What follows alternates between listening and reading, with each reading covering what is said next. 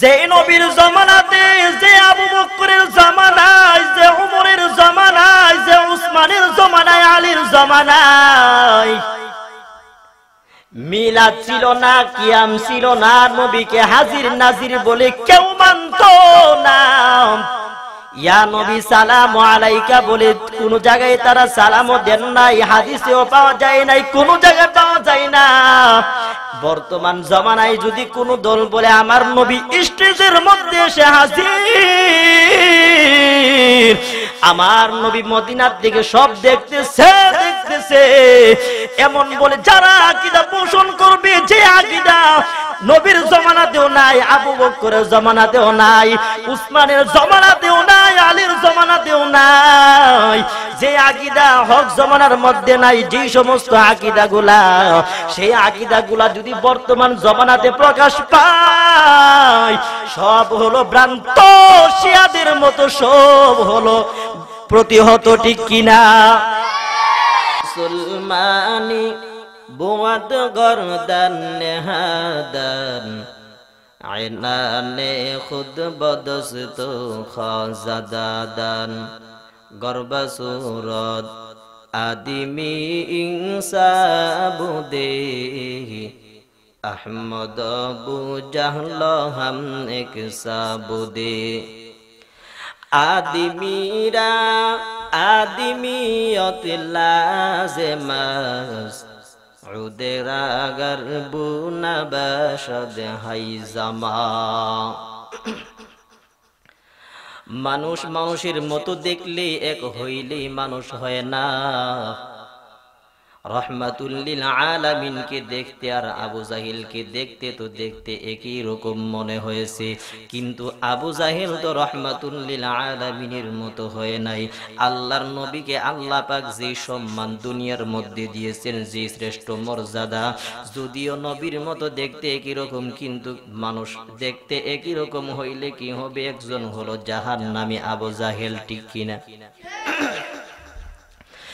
এরে নবীর উম্মতের দল,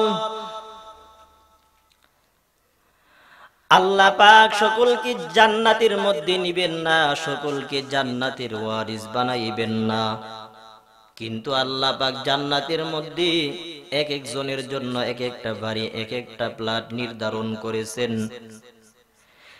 এরে নবীর উম্মত, কেমন দয়ার আল্লাহ! আল্লাহ পাক বলে দুনিয়ার মধ্যে তোমাদেরকে স্বাধীনতা দিলাম, ইচ্ছা করলে আমার গোলামি করতে পারো বা ছাড়তে পারো, তোমার স্বাধীনতা। তবে বান্দা আমি আল্লাহর গোলামি কর। আল্লাহ পাক বলে, হে দুনিয়ার ইমানদার, আমি আল্লাহর গোলামি যদি করতে পারো, আমি আল্লাহর গোলামির বদৌলতে আমি আল্লাহ তোমাদেরকে জান্নাত দিব। ইন্নাল্লাযীনা আমানু ওয়া আমিলুস সালিহাত কানাত লাহুম জান্নাতুল ফিরদাউসি নুজুলা। আল্লাহ পাক জান্নাত বানাইছে, সর্বোত্তম জান্নাত বানাইলেন জান্নাতুল ফিরদাউস। ইন্নাল্লাহা আশতারা মিনাল মুমিনিনা আনফুসাহুম ওয়া আমওয়ালাহুম বিআন্না লাহুমুল জান্নাহ। আল্লাহ পাক বলে, ও দুনিয়ার মুমিনের দল, আমি আল্লাহ মুমিনদের জানমাল কিনে নিলাম, তাদেরকে আমি আল্লাহ জান্নাতের মালিক বানায়া দিলাম। বেহেশতে আজা কে আজারি নবাশদ কাছে রাবা কাছে করে নবাশদ হর কে দারদ খৌফে হকদর দিল মদন জন্নতুল মাওয়া দেহদ ওরা মাকাম। দুনিয়ার টাকা পয়সা দিয়া, দুনিয়ার ধন দৌলত দিয়া বড় বাড়ি বানানো যায়, দুনিয়ার টাকা দিয়া, দুনিয়ার সম্পদ দিয়া সুন্দর নারী মিলানো যায়, দুনিয়ার বাড়ি বানানো যায়। হে দুনিয়ার ইমানদার, দুনিয়ার সম্পদ দিয়া জান্নাত কিনা অসম্ভব, জান্নাত কিনা যায় না, ঠিক এর নবীর উম্মত দুনিয়া পাইছে কত বেঈমান, বড় বড় বেঈমান দুনিয়া পাওয়ার পর দুনিয়া থেকে আল্লাহ পাক তাদের দিকে দুনিয়া চিন্তাই করে আজকে মরা কঙ্কালটাকে দুনিয়ার মধ্যে রেখে দিয়েছেন। ফেরাউনের দিকে তাকাও, ফেরাউন এত বড় পাপিষ্ট হওয়ার পরে আল্লাহ পাক তার শরীরটাকে এমন ঘৃণিত বানায়া দিয়েছেন, দুনিয়ার কোন কীট পতঙ্গ মাটি পর্যন্ত তার লাশটাকে গ্রাস করে না। এরে নবীর উম্মত, যেই ফেরাউন কোটি কোটি টাকার মালিক হয়েছে, বনি ইসরাইলদের একজন দুইজন না 70,000-এর উপর শিশু জিন্দা জবাই করেছে। কেন? বলে মুসা যেন দুনিয়ার মধ্যে না আসতে পারে। ফেরাউন এত বড় কঠিন পদক্ষেপ নিছে, সহ্য করতে পারে নাই। আল্লাহ পাক ফেরাউনের সেই সিদ্ধান্ত আল্লাহ পাক মেনে নেন নাই। আল্লাহ পাক পয়গম্বর মুসাকে বানাইছেন, দুনিয়ার মধ্যে মুসা নবীকে পাঠাইয়া দিয়েছেন। এমন ভাবে পাঠাইলেন দুনিয়ার জমিনে কই গেল ফেরাউন, কই গেল তার সম্পদ, কই গেল তার বাদশাহী। এমন ভাবে দুনিয়ার থেকে বিদায় নিয়েছে ফেরাউন। যেই ফেরাউন দুনিয়ার থেকে বিদায় নিয়েছে, কিন্তু সঙ্গ বলতে কিছুই হয় নাই। যেই বিবিটা আল্লাহর দরবারে ঈমান আনার কারণে, আল্লাহর উপর ভরসা করার কারণে বিবিটাকে এমন ভাবে মারে ফেরাউন। ফেরাউন যখন মেজাজটা গরম হয়ে গেল, হামানকে ডাক দিয়া বলে, রে হামান, আমি তো মানুষের সামনে নিজেকে খোদা বলে দাবি করতেছি, কিন্তু না, আমার গরিন বিবিটা দিয়ে আমাকে খোদা বলে মানে না। না না, তাকে এমনি ছেড়ে দেওয়া হবে না, তাকে শায়েস্তা করতে হবে। কেমনে করবেন? বলে আগে তুমি বুঝাইতে থাকো, বুঝাইতে থাকো, না যদি পারো তো শেষ বিচার তাকে মেরে ফেলা হবে। কেমনে মারবাবো? এমন ভাবে শাস্তি দিয়া মারব, দেখবো তাকে কোন আল্লাহ বাঁচায় আর তার পরিণাম কি হয়। আসিয়াকে যখন মারণের জন্য যখন ফেরাউন রেডি হয়ে গেছে, ও ফেরাউন, তুমি আসিয়াকে তুমি কেমনে মারবা? আসিয়াকে যেদিন মেরা ফেলা হবে, সেই ফেরাউন আসিয়াকে এমন ভাবে আঘাত করেছে ফেরাউন, বলে এমনি তাকে মেরে ফেলা হবে না, লোহার ভিতরে তাকে ফেসে ফেলো, তার শরীরটাকে ফেসে দাও, জ্যান্ত ফেসে দাও। আসিয়াকে যখন উপরে নিচে লোহা মেরে মেরে যখন ফেসে দেয়, আসিয়া আল্লাহর দরবারে দোয়া করতেছে, আয় আল্লাহ, আমি বড় অসহায়, আমি তো তোমার দরবারের গোলাম, আয় আল্লাহ, আপনার দরবারে আপনার আরশের কাছে আপনি আমার স্থানটা রেখে দিয়েন। আপনি মালিকের বাড়ির কাছে আমার একটা ঘর বানিয়ে দেন আরশের কাছে। ফেরাউন যখন তাকে মেরে ফেলে আসিয়া আল্লাহর দরবারে যখন কান্না করতেছে, আর ডাক দিয়া বলে, গো দয়ার মালিক, জালেমের এত বড় কষ্ট পেও আমি তুমি আল্লাহর কাছে, আমি আসিয়ার কোনো কৈফিয়ত নাই, জীবন যাই চলে যাক, ও মালিক আপনি আমার ঘরটাকে আপনার কাছে বানায়া নিয়েন। আসিয়া বিদায় হয়। ফেরাউন তাকে নিষ্ঠুর ভাবে মেরে ফেলে। আল্লাহ পাক ডাক দিয়া বলে, গো জিবরাইল, যাও যাও, আমার আসিয়ার সামনে তার ঘরটাকে একটু দেখাইয়া দাও। আসিয়ার সামনে যখন ঘরটাকে দেখাইয়া দাও, আসিয়া এমনিতেই খুশিতে মনের আনন্দে দুনিয়ার থেকে বিদায় নিয়েছে। এ নবীর উম্মত, আল্লাহ পাক বলে, মুমিন যারা তাদের জানমাল আল্লাহ পাক কিনে নিয়েছেন, দুনিয়ার কোন সম্পদ দ্বারা জান্নাত কিনা সম্ভব নয়। জান্নাত যদি পাইতে চাও, দুনিয়ার সম্পদ দ্বারা সম্ভব না, মুমিনের জানমাল দিয়া আল্লাহ পাক জান্নাত দিবেন। যে জানমাল আল্লাহর জন্য খরচ হয়, যে জানমাল আল্লাহ পাক রেখে দিয়েছেন, যে জানমাল আল্লাহর মর্জি মাফিক দুনিয়াতে বান্দা খরচ করে, সেই জানমালের বিনিময়ে আল্লাহ পাক জান্নাত দিবেন। যে মুসাকে আল্লাহ পাক দুনিয়াতে পাঠাইছে, সেই মুসার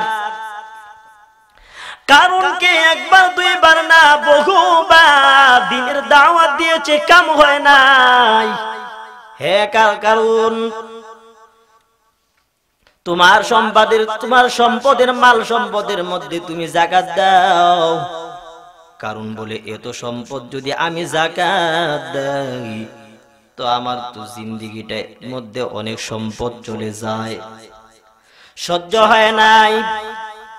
কারণ মুসা নবীকে ডাক দিয়া বলে, গো মুসা, তুমি যদি তোমার ধর্মের দিকে যদি বিরত না হও, আমাকে যদি তুমি দাওয়াত দেওয়া থেকে যদি বিরত না হও, আমি তোমাকে দেখে নিব। কারণের সহ্য হয় নাই। এক ব্যবসা মহিলাকে কারণ টাকা দিয়ে কিনে নিছে, তুমি মুসার দরবারে গিয়া বলবা পয়গম্বর মুসা আমার সাথে কুকাম করেছে, আকাম কুকাম করেছে, শুধু এতটুকুন বলবা, এতটুকুন তোমার দায়িত্ব, টাকা দিব বহুত। কারণ নিয়ে হাজির হয় মহিলাটাকে নিয়া। কারণ যখন নিয়ে হাজির হয়ে গেছে, পয়গম্বর মুসা মানুষগুলাকে দিনের দাওয়াত দিতেছেন। এমন দিনের দাওয়াত, হঠাৎ কারণ ডাক দিয়া বলে, হে মুসা, তোমার এত বড় লেকচার তোমার দেওয়ার দরকার নাই, তোমার লেকচার তুমি বন্ধ করে দাও। কেন বলে, তোমার সম্পর্কে একটা অপবাদ উঠেছে, তুমি নাকি জিনা করেছো। পয়গম্বর মুসা ডাক দিয়া বলে, সাবধান, হে বেঈমান, তুই সাবধান হয়ে যাও। তুই কি বলতেছ? বলে, আমি সাক্ষী নিয়ে হাজির হয়েছি। কই তোর সাক্ষী? মহিলাটার দিকে যখন তাকাই, মহিলাটা যখন দাঁড়াইছে, পয়গম্বর মুসা যখন তাকাইছে, এমন রাগ, মহিলাটা দেখা মাত্র ডাক দিয়া বলে, গো পয়গম্বর, আমাকে সে টাকা দিয়েছে আপনার উপর অপবাদ রটানোর জন্য। মুসা নবীর মেজাজটা এমন গরম হয়ে গেছে, পয়গম্বর মুসা সঙ্গে সঙ্গে ডাক দিয়া বলে, হে পাপিষ্ঠ কারণ, তুই এত বড় আমার উপর গজব রটাইছো। না, এমনিতেই তোকে ছেড়ে দেওয়া যায় না। সঙ্গে সঙ্গে পয়গম্বর মুসা মাটিকে এমন করে একটা ডাক মেরে বলে, গেলে মাটিকে গ্রাস কর। মাটিকে যখন গ্রাস করার জন্য বলছে, মাটি কারণকে গ্রাস করতেছে, কারণের পা ডেবে যায়। কারণের যখন পা ডাবতে হাঁটু পর্যন্ত ডেবে যায়, কোমর পর্যন্ত ডেবে যায়।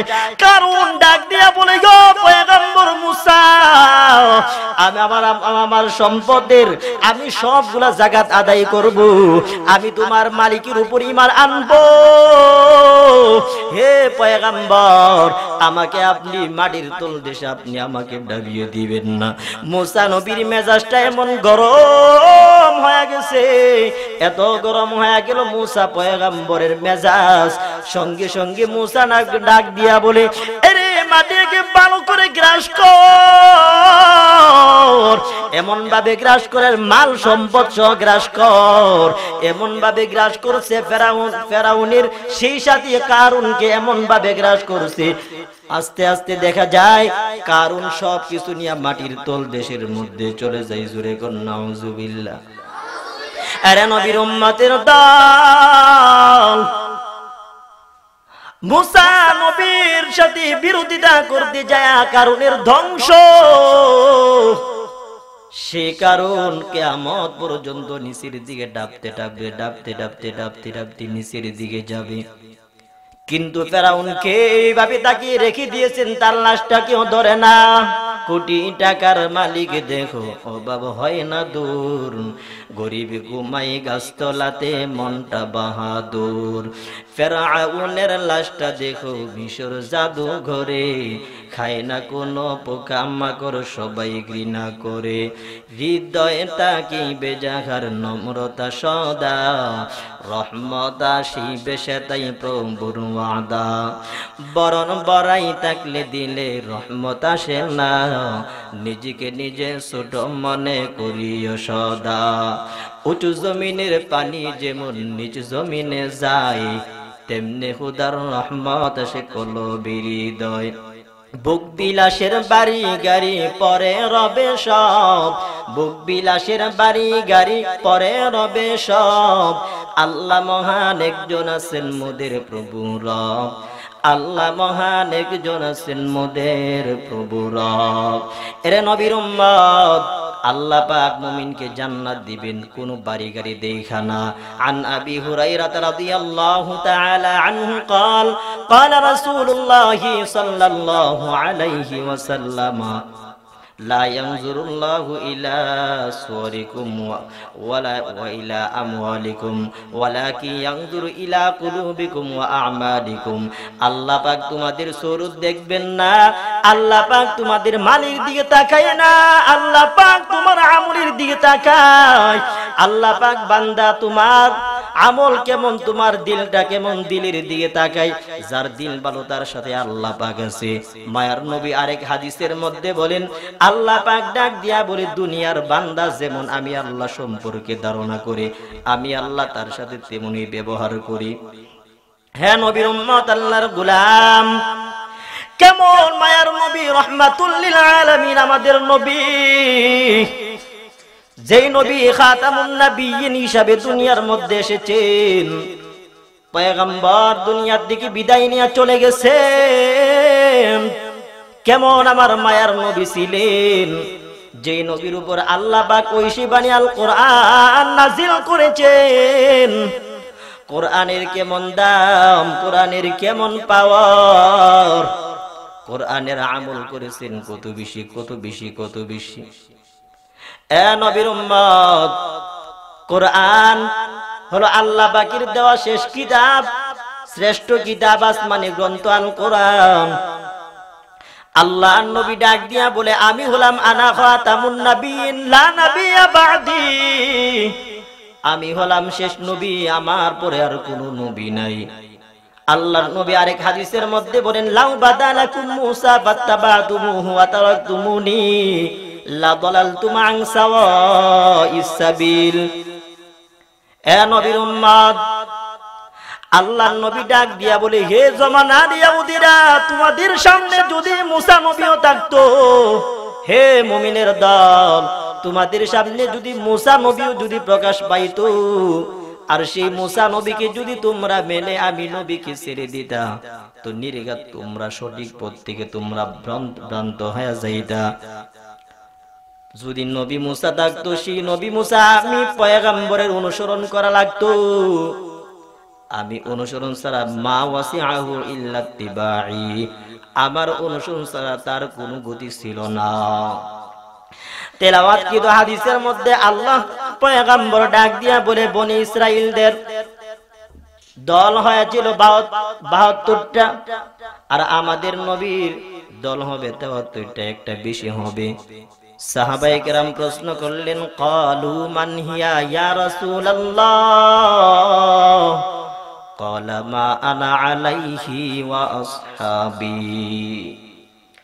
আল্লাহর পয়গম্বরকে সাহাবায়ে কেরাম প্রশ্ন করলেন, হে পয়গম্বর, ৭৩ দলের মধ্যে কারা জান্নাতে যাবে, কারা জাহান্নাম? বলে ৭২ দল জাহান্নামী, এক দল মাত্র জান্নাতে যাবে। বলে কোন দল যাবে? নবীজি বলেন, যেই দল আমি এবং আমার সাহাবায়ে কেরামের আদর্শ ফলো করে চলবে, সেই দল হলো মুক্তিপ্রাপ্ত জান্নাতি দল।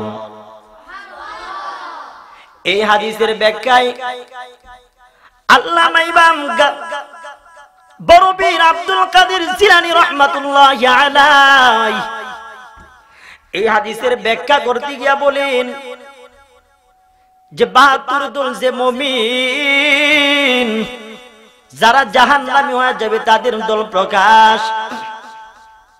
বলে শিয়াদের মধ্যে হলো 32টা দল, আর খাওয়ারেজদের মধ্যে হলো 17টা দল, মুতাজিলার মধ্যে হলো 15টা দল, মুরজিয়াদের মধ্যে হলো 5টা দল, জাবরিয়াদের মধ্যে হলো 3টা দল, মুসাব্বিহাতের দলের মধ্যে হলো 5টা দল।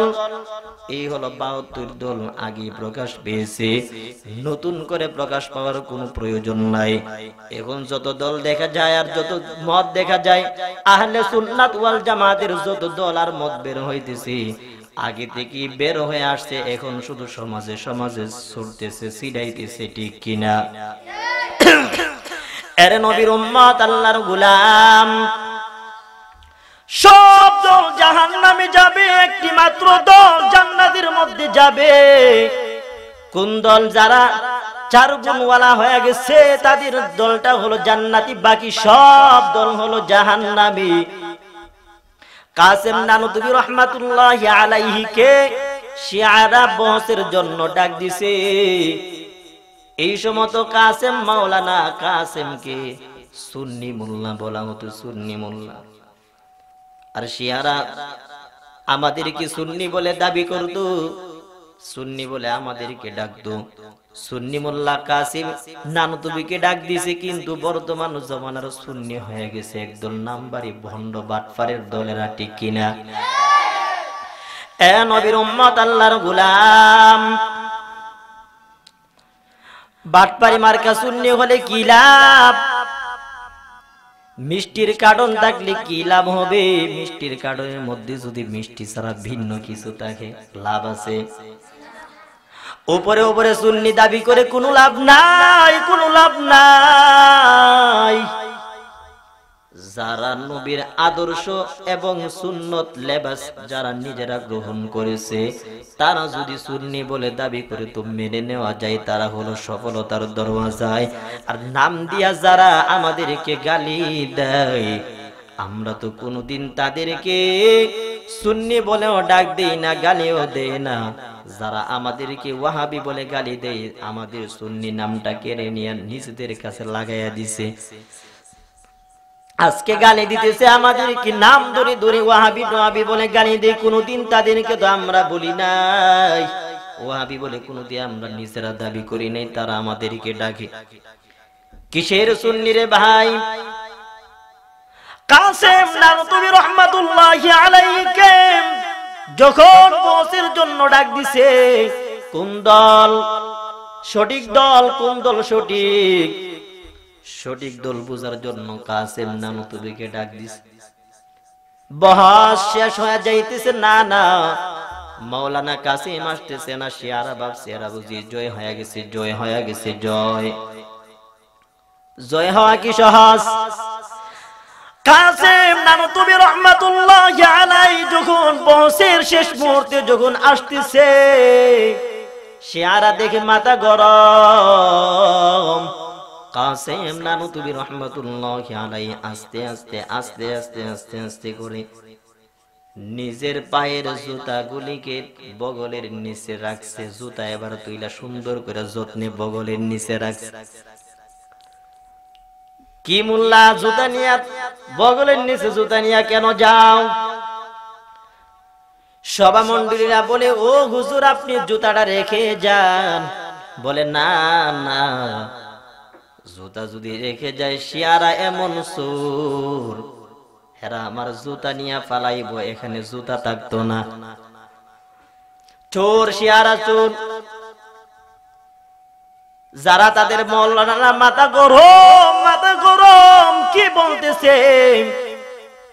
আপনি কেমনে ভাবলেন শিয়ারা জুতা চোর? জুতা কি চুরি করে না? কেমনে বুঝলেন? আমি তো শুনেছি নবীর দরবারের দিকে শিয়ারা জুতা চুরি করছেন। এদের মোল্লারা কয়, এ মাওলানা কাসেম আপনি কি বলতেছেন? নবীর জমানাত তো শিয়ারা ছিলই না। ভুল হয়ে গেছে, মনে হয় এরপরে জমানা আবু বকরের জমানার মধ্যে আবু বকরের জুতা চুরি করেছিল। বলে না না, আবু বকরের জমানার মধ্যেও শিয়াদের কোনো অস্তিত্ব ছিল না। কবুল হয়ে গেছে, মনে হয় ওমরের জমানায়। শিয়ারা জুতা চুরি করছেন? না না, শিয়ারা উমরের জমানাতেও ছিল না। কত বোধ মনে হয় উসমানের জমানাতে বা আলীর জমানাতে হবে। না না, কবে থেকে শিয়া বলের 4 যুগ পর থেকে শিয়াদের আবির্ভাব। কাসেম নানুতুবি রহমাতুল্লাহি আলাইহি ডাক দিয়ে বলে, ও দলের বাইরা শুনো, যেই দলের অস্তিত্ব 4 যুগের মধ্যে ছিল না, সেই দল তো কোনোদিন সঠিক হক দল হিসাবে থাকতে পারে না। শিয়ারা হলো ভ্রান্ত। যে নবীর জমানাতে, যে আবু বকরের জমানায়, যে উমরের জমানায়, যে উসমানের জমানায়, আলীর জমানায় মিলাদ ছিল না, কিয়াম ছিল না, নবীকে হাজির নাজির বলে কেউ মানত না।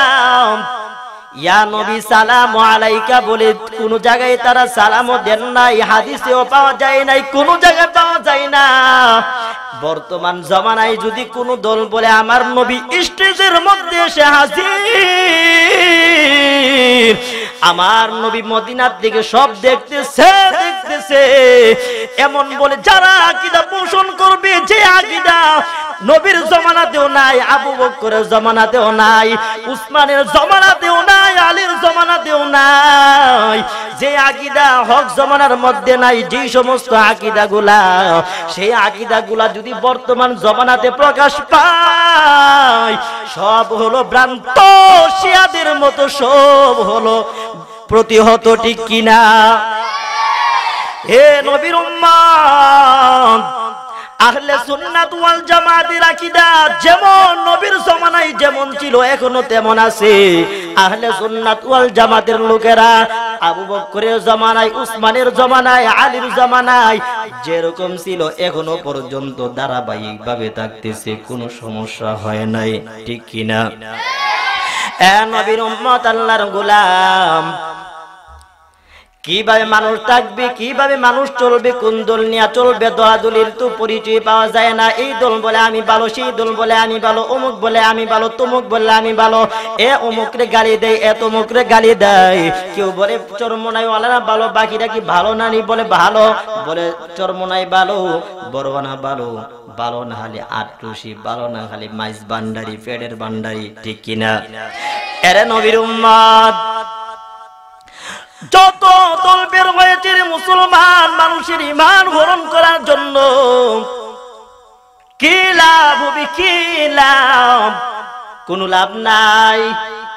আল্লাহ পাক যাদেরকে জান্নাতের মধ্যে দিবেন, তাদেরকে আল্লাহ সঠিক পথের উপর রাখবেন। যদি বান্দা তোমাকে জাহান্নামের মধ্যে দিতে চান, যে কোন একটা দলের মধ্যে ঢুকায়া জাহান্নামে নিয়ে যায় মাত্র একটা আকীদার কারণে। শিরিক মুক্ত আকীদা লাগবে আমাদের, এমন শিরিক। এ নবীর উম্মত, আল্লাহর গোলাম, সর্বদিক দিয়ে আমাদের ঈমানের গড়ে যেন কোনো বেদাত, কোনো অশৃঙ্খল, কোনো বিশৃঙ্খল, ভিন্ন কোনো আকীদা পোশাকান্দা যেন না ঢুকে। সকল মুসলমান যদি এরকম আকীদা সম্পন্ন হতে চাও, এ নবীর উম্মত, আল্লাহর গোলাম, যে আকীদা রাখলে আমাদের জন্য সফলতার মুক্তি রয়েছে, সেই আকীদা আজকে সমাজের মধ্যে, সেই আকীদার কথা বললে শুধু বেজাল আর বেজাল। ওয়াহাবি বলে গালি দেয়, বলে এমুক কথা বললে ওয়াহাবি। এ নবীর উম্মত, আল্লাহর গোলাম, আজকে সমাজের মধ্যে মানুষ বলা, মানুষ কিভাবে ঈমান নিয়ে বাঁচবে, কিভাবে মানুষ তার ধর্মের উপর চলবে।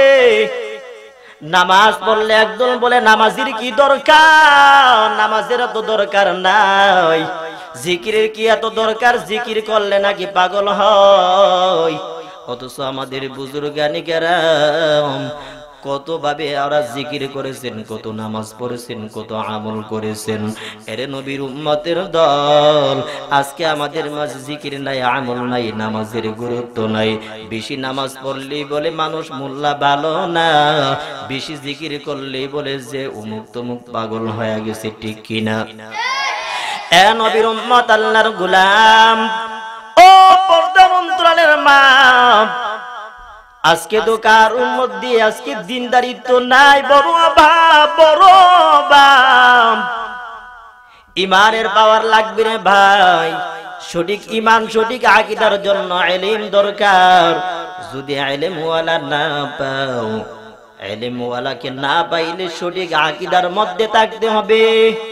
এ নবীর উম্মত, যদি আকীদার করে ভেজাল থাকে, আকীদার ঘরের মধ্যে যদি শিরিক থাকে, তো মুক্তির কোনো পথ নাই, ঠিক কিনা? এ আল্লাহর গোলাম, কেমন ইমান লাগবে, কেমন ইমান? আল্লাহর নবী দুনিয়ার জমিনে আসার কিছুদিন আগে, মাত্র 70 বছর আগে, এই জমিনের মধ্যে এক বাদশাহ, সে নিজেকে খোদা বলে দাবি করেছিল। ওই বাদশাহ এলান শোনায়া দিছে, সমাজের মধ্যে কে আছে আমাকে খোদা বলে মানে না, যে আমাকে খোদা বলে মানবে না, তাদেরকে আমি আগুনে পুড়ে পুড়ে শায়েস্তা করব। সকল মুমিনকে যখন আনা হলো, এক সিরিয়ালের মধ্যে পড়ে যায় একজন মা।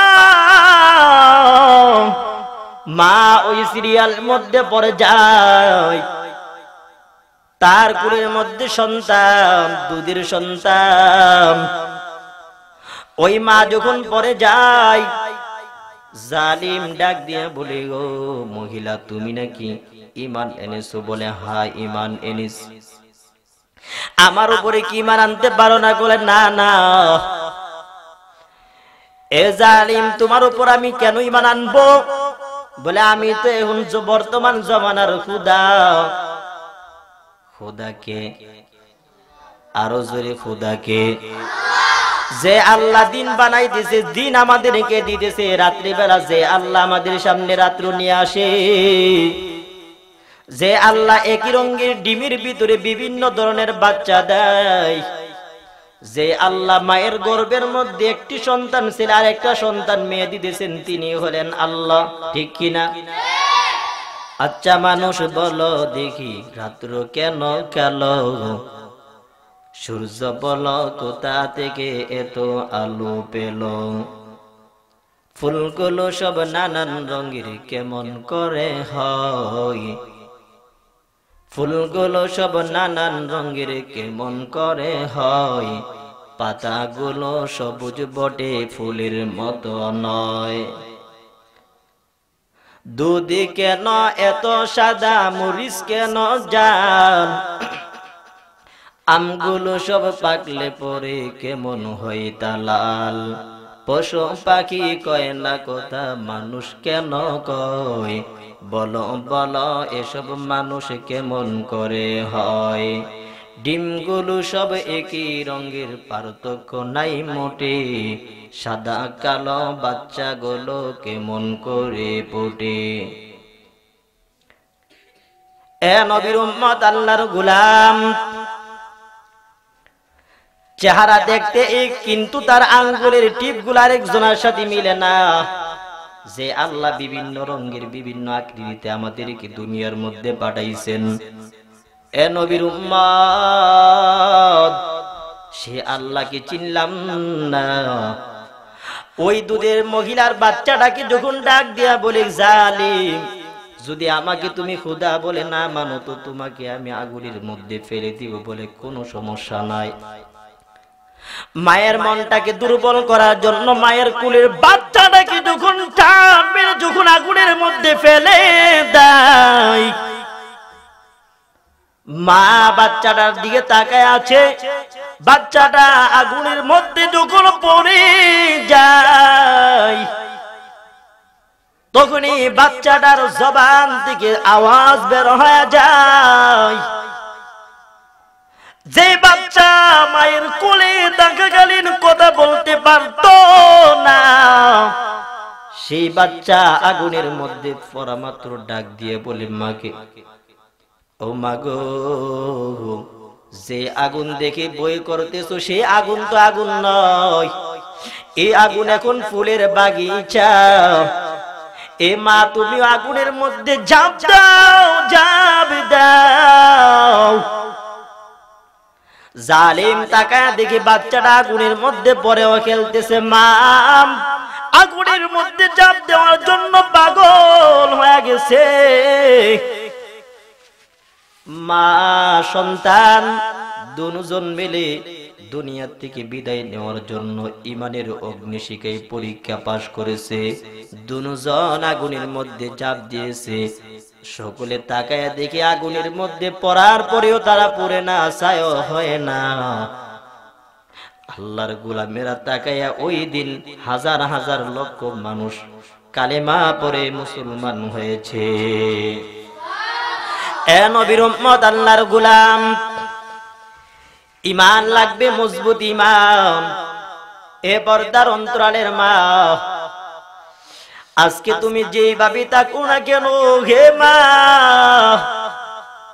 সন্তানটাকে যদি কোরআনের হাফেজ বানাইতে চাও, আলেম বানাইতে চাও, এই এলাকার যুবক ওই ছাত্র ভাইয়েরা যদি আলেম বনতে চাও, আল্লাহর দরবারে একটু নত শিরে আগায়া যাও। আল্লাহর কাছে কান্নাকাটি করতে থাকো, দিন রাত্রি শুধু কান্নাকাটি করতে থাকো। যারা হেফজে পড়তেছো, হেফজের জন্য আল্লাহর কাছে দোয়া চাও।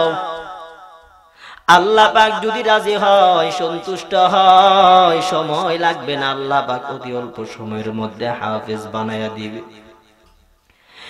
এ এলাকার যুবক, এ পর্দার অন্তরালের মা, এমন একদিন আসবে রে যুবক, যেই দিন তোমার আমার মরণের স্লোগান। আজকে বলে তাকায়া দেখো, আমার মা আছে, বাবা আছে, ভাই আছে, বোন আছে, কোনো ডর নাই, কোনো ভয় নাই, কোনো টেনশন নাই।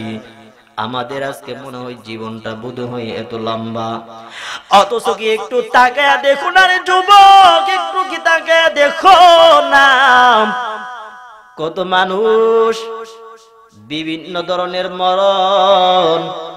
বেনামাজির সংখ্যার অভাব নেই, মরণের ডিজাইনেরও শেষ নাই।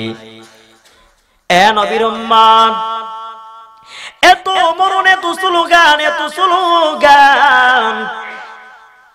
আজকে বলে এই মসজিদে ইন্না লিল্লাহর আওয়াজ,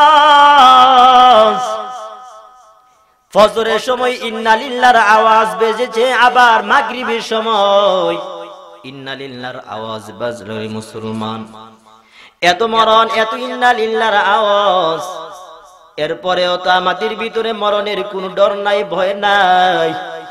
আল্লাহ পাক বলে, হে দুনিয়ার ইমানদার, আমি আল্লাহকে ভয় কর, পরিপূর্ণ মুসলমান না হইয়া কবরে আসবা না। মরণ কিন্তু এমন একটা জিনিস রে ভাই, ফাইদা জা আজালুহুম লা ইস্তাখিরুনা সাআতাও ওয়া লা ইস্তাকদিমুন। যদি আমাদের সময়টা যদি হেফাজত না হয়, যদি আমাদের মরণের চিন্তা যদি না আসে, হে আল্লাহর বান্দা, দুনিয়ার জিন্দেগি আমাদের জন্য যেমন একটা ব্যর্থতাই কেটে গেল, পরকালের জিন্দেগি যদি ব্যর্থ হয়ে যায় আর কোনো উপায় নাই।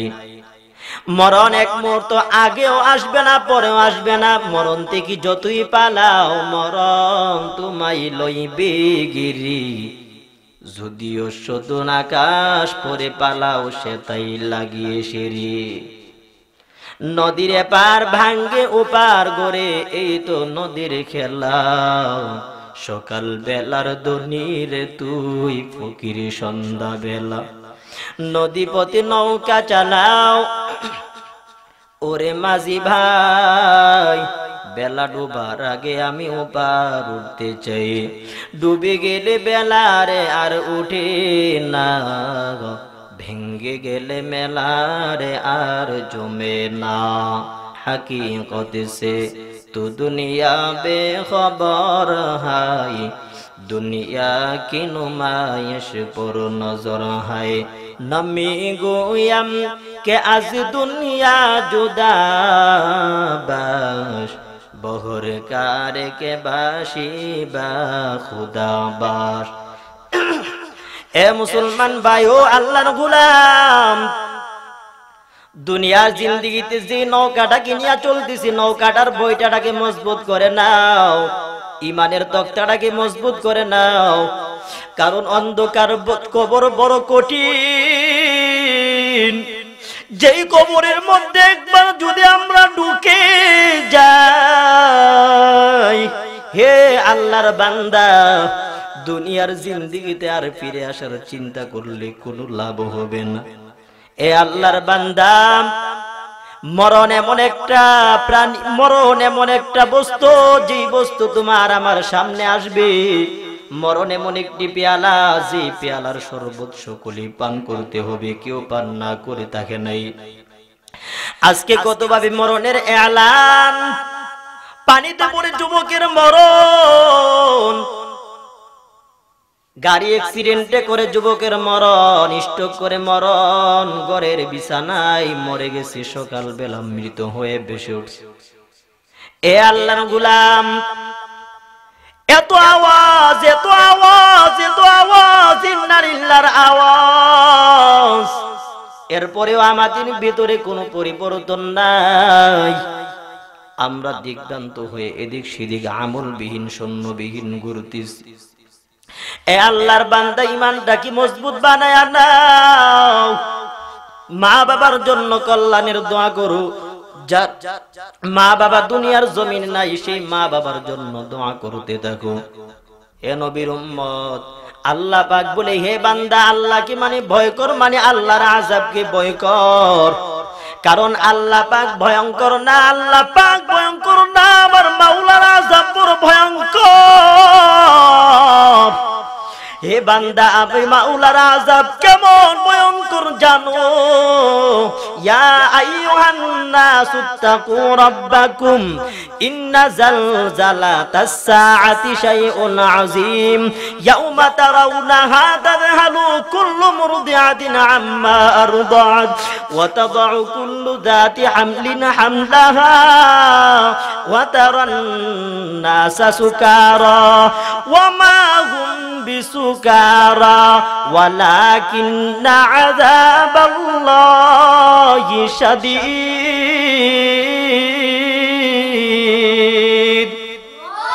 আল্লাহ পাক ভয়ঙ্কর না, আল্লাহর আযাব বড় ভয়ঙ্কর। হাসরের মাটির স্লোগান যখন শুরু হয়ে যাবে, ইসরাফিলের সিংহার আওয়াজ যখন শুরু হয়ে যাবে, মায়ের কুলির সন্তানটা কোল থেকে পড়ে যাবে।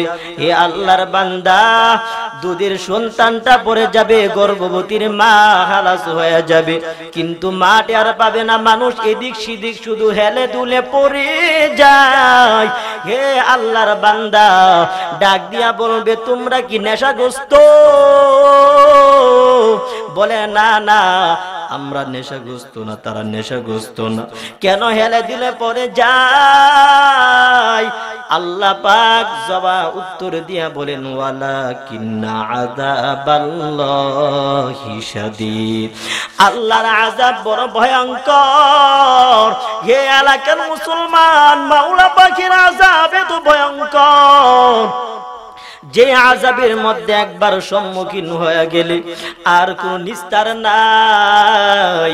হাসরের ময়দানটা বড় ভয়ঙ্কর হয়ে যাবে যুবক। এত বড় হাসরের ময়দানটা ভয়ঙ্কর। মানুষগুলা ইয়া নাফসি, ইয়া নাফসি, ইয়া নাফসি বলে চিল্লাইতে থাকবে, কান্না করতে থাকবে, আর দৌড়াইবে আদম নবীর কাছে। আদম নবী বলবে, আমার কোনো পাওয়ার নাই। যাও যাও এর পরের জনের কাছে। মুসা নবী, ঈসা নবী সকলে ফিরিয়ে দিবে। রাহমাতুল লিল আলামিনের কাছে যখন আসবে, রাহমাতুল লিল আলামিন বলে, এত বড় কঠিন ময়দানে আমি নবী কুনতু ইমামান নাবিয়িন ওয়া খাতিবাহুম ওয়া সাহিবা শাফাআতিহিম। রাহমাতুল লিল আলামিন বলে, হাসরের ময়দানে সকলে এমন ভাবে নিস্তব্ধ, এত নিস্তব্ধ হয়ে যাবে, কোন নবীগণের সাড়া নাই। হাসরের ময়দানটা এমন ভয়ে প্রকম্পন হয়ে যাবে, কেউ সামনে সাড়া দিবে না, কোন নবী রাসূল সামনে সাড়া দিবে না। কারো কোন গুনাহগারের জন্য, কোন বেঈমানের জন্য তার হাসরের ময়দানের মধ্যে গাবের সাগরের মধ্যে সে ডুবাতে থাকবে। এত বড় কঠিন আযাবের একটি ভয়ঙ্কর নমুনা হয়ে যাবে। একদিন দুই দিন বলে না, না 50,000 বছরের দিনের লম্বা হবে হাসরের দিন। এ নবীর উম্মত, আল্লাহর গোলাম, এত বড় কঠিন ময়দানের মধ্যে মানুষগুলা কোন দিকে দৌড়াবে? আমার নবী ডাক দিয়া বলে, ওই দিন আমার আল্লাহ আমার দিকে তাকাইয়া নিজের গুসা বারণ করবে। আল্লাহ পাক ওই দিন ডাক দিয়া বলবে, লিমানিল মুলকুল ইয়াউম লিল্লাহিল ওয়াহিদিল কাহ্হার। এ দুনিয়ার রাজা বাদশারা কয়, দুনিয়ার টাকাওয়ালারা কয়, আজকে তোদের রাজত্ব কই? আজকে আমি আল্লাহর রাজত্ব আর কারো রাজত্ব নয়। এ আল্লাহর গোলাম, আল্লাহ পাক সেই দিন এত বড় কঠিন হুঙ্কার, সমস্ত নবীরা ইয়া নাফসি বলে কান্না করবে। আমার নবী আল্লাহ পাকের আরশের পায়ের মধ্যে ধরে আমার নবী সিজদায় পড়ে কান্না করবে। রাহমাতুল লিল আলামিন বলে, ও আল্লাহ, আমার উম্মতদেরকে আপনি বাঁচাইয়া দেন। উম্মতির কল্যাণের জন্য আমার নবী দোয়া করবে। তাকায়া দেখবে হাসরের ময়দানটা চতুর্দিক দিয়ে আগুনের বেষ্টনী। হে গুনাহগারের দলেরা পালাবি কয়? পালাবার কোনো রাস্তা নাই। যেদিক দিয়া তাকায়া দেখবে শুধু আগুন আর আগুন। বলে দুনিয়ার সমস্ত পানিগুলাকে আগুন বানাইয়া হাসরের চতুর্দিক দিয়ে আল্লাহ পাক বেষ্টনী দিয়া ফেলবে। পালানোর কোনো পথ নাই, রাস্তা নাই। জাহান্নামে একটা গর্দান বাড়ায়া দিবে, এমন ভাবে বাড়ায়া দিবে বলে 3 শ্রেণীর মানুষকে হাসরের ময়দান থেকে টেনে নিয়ে যাবে। আল্লাহর নবী ডাক দিয়া বলবে, ও আল্লাহ, আমার উম্মতদেরকে আপনি বাঁচাইয়া দেন, জাহান্নামকে আপনি ফিরাইয়া নেন গো আল্লাহ। আমার নবী যখন কান্না করবে, আল্লাহ পাক ডাক দিয়া বলবে, ও ফেরেশতারা কয়, ওই যেখান থেকে তোমরা একটু পানি নিয়ে আসো। যে পানিটা নিয়ে আসার পরে বলবে, ওই দিক দিয়া নবীর হাতে দিয়া দাও। নবীজির হাতে যখন পানি তুলে দিবেন, আমার নবী এমনি পানিটা যখন ওই দিক দিয়া জাহান্নামের দিকে ছিটিয়ে দিবে, জাহান্নাম পিছন দিক দিয়া লাফালাফি করে চলে যাবে। ফেরেশতারা ডাক দিয়া বলবে, ও দয়ার মালিক, এটা কোন জগতের পানি? এটা কি দুনিয়ার পানি নাকি পরকালের পানি? আল্লাহ পাক ডাক দিয়া বলবে, এটা অন্য কোনো পানি না, এটা হলো আমার উম্মতের পানি, গুনাহগার উম্মতের পানি। হে নবীর উম্মত, আল্লাহ পাক ওই দিন জাহান্নামকে ফিরিয়ে দিবেন আখির জামানার নবীর উম্মতের চোখের পানি দিয়া। চোখের পানির বড় দাম, বড় দাম। যদি বান্দা গুনাহ নিয়া কবরে যাও, আল্লাহ পাক বলে, ফামাইয়ামাল মিসকালা যাররাতিন খায়রান ইয়ারা ওয়া মাইয়ামাল মিসকালা যাররাতিন শাররান ইয়ারা। যারা পরিমাণ গুনাহ নিয়া যদি কবরে যাও, তোমার জন্য ওই কবর জাহান্নামের গর্ত। আল্লাহর নবীর প্রিয় সাহাবী উসমান, যে উসমান নবীজির 2 জন কন্যা বিবাহ করেছে, সেই উসমান কবর দেখে কান্না। সাহাবায়ে কেরাম সাথীরা প্রশ্ন করতো, ও খলিফাতুল মুসলিমিন, নবীজির জামাতা, আপনি কেন এত কান্না করেন? উসমান রাদিয়াল্লাহু তাআলা আনহু বলতেন, অন্ধকার কবর পরকালের গাটিগুলা মঞ্জিলগুলার মধ্যে প্রথম মঞ্জিল। এই কবরের মধ্যে যদি ধরা খেয়ে যায়, আমার তো আর উপায় নাই। এত কান্না করেছেন সাহাবায়ে কেরাম, এত কান্না। হযরত ওমর কান্না করতে করতে নিজের 2 গালের মধ্যে চোখের পানি বেয়ে পড়তে পড়তে গালের মধ্যে দাগ হয়ে যায়। গুনার কারণে আদম নবী কান্না করতে করতে এত কান্না করেছে পয়গম্বর আদম। 300 বছর কান্না, কিতাবের মধ্যে লেগে আদম নবীর কান্নার চোখের পানি স্রোতের মতো ভেসে যাইত, আর গাল দিয়া যে বেবে পড়তো, গালের গোস্তগুলা পর্যন্ত পচন ধরে যায়। এত কান্না করেছি শুধু দুনিয়ার মাফের জন্য, কারণ পরকালের আযাব বড় কঠিন। যারা পরকালের আযাব চিনছে, আমার নবীরা চিনেছে, সাহাবায়ে কেরামরা চিনলো, এত কান্না করেছে, এত কান্না। ওরে নবীর উম্মত, এ পর্দার অন্তরালের মা, আজকে নামাজ পড়তে ভালো লাগে না, হে যুবক আজকে নামাজ পড়তে কেন দৌড়াও না? অথচ নামাজের জন্য কত কষ্ট করেছেন মায়ার নবী, সাহাবায়ে কেরাম কত কষ্ট করেছেন নামাজের জন্য। যেই নামাজ কায়েম করার জন্য নবীজির উপরে এত আঘাত। হে নবীর উম্মত, নামাজ ছাড়া কোনো পন্থা নাই, নামাজ ছাড়া ভিন্ন কোনো রাস্তা নাই। এই নামাজ আর জিকিরের জন্য কিতাবের মধ্যে লেখে দাউদ তাই রাহমাতুল্লাহি আলাইহি, এত বেশি জিকির তো আর কান্না। উনি যে খানা খাইতেন, খাওয়ার জন্য তিনি শুকনো রুটি পানির মধ্যে ভিজিয়ে রাখতেন, চিবানোর সময় বলতেন, যে সময়টা নিয়ে আমি চিবাইতেছি এই সময়টা দিয়া তো আল্লাহ পাকের জিকির করা যাইত। এ নবীর উম্মত, দুনিয়ার জিন্দেগিতে সময় অপচয় করার সময় নাই। এই জন্য এই যুবক ভাই, আল্লাহ পাকের দরবারে আল্লাহকে রাজি সন্তুষ্টর জন্য যদি তওবার নিয়ত নেয়া, যদি দুটো হাত আল্লাহকে দেখা দেয়, ও দয়ার মালিক, জিন্দেগিতে যতদিন থাকবো ততদিন পর্যন্ত আমরা কোনোদিন গুনার কাছেও যাব না। ও দয়ার মালিক, তোমার সন্তুষ্টি মতো চলবো, মা বাবার খেদমত করব, উস্তাদের খেদমত করব, বড়দেরকে সম্মান করব, ছোটদেরকে স্নেহ করব, দেশ ও জাতির বিরুদ্ধে থেকে হেফাজত থাকবো, কাহারু সমালোচনা থেকে বরনিন্দা থেকে হেফাজত থাকবো, পাপের কাজে লিপ্ত হব না। যদি অন্তরের মধ্যে যদি আমার মাওলার মহব্বত যদি থাকে, সকলে আল্লাহকে দুটি হাত দেখে বলি, সকলে আল্লাহকে দুটি হাত দেখে বলি, আয় আল্লাহ, যারা আপনার দরবারে দুটি হাত তুলেছে, আয় আল্লাহ আপনি সকলের হাত কবুল আর মঞ্জুর করে নেন। সকলে বলে আমিন, সকলে বলে আমিন। আয় আল্লাহ, যারা এখানের মধ্যে হাত তুলেছেন, আয় রব্বুল আলামিন, আয় আল্লাহ, সকলকে আপনি ঈমানি জিন্দেগি দান করেন, দুনিয়ার জিন্দেগির শান্তি, পরকাল জিন্দেগির মুক্তির ব্যবস্থা করে দিন। সকলে বলে আমিন। ওয়া আখিরু দাওয়ানা আলহামদুলিল্লাহি রাব্বিল আলামিন।